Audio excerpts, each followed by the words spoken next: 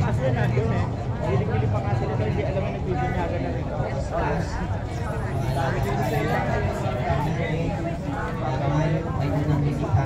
Dalawang lahi po ito kasi. Pinagkatiwala sa atin ang pangangalaga, ang responsibilidad ng Panginoon upang pangalagaan ang kanyang mga linikha.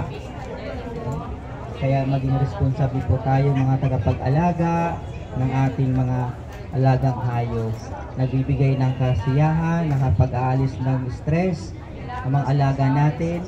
Pero dapat maging responsable po tayo unang-una sa ating mga alagang hayop.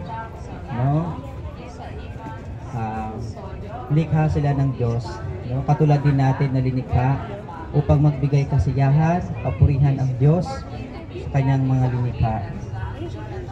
Mga kapatid, manalangin tayo sa Diyos Ama na siyang lumikha sa mga hayop upang makatulong sa ating lahat.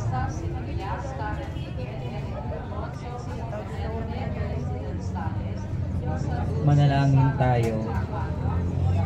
Manaming lumikha, linoob mong kalingain ang mga hayop para makatulong sa pangangailangan ng mga tao. Pakundangan sa pagdalangin ni San Francisco ng Assisi.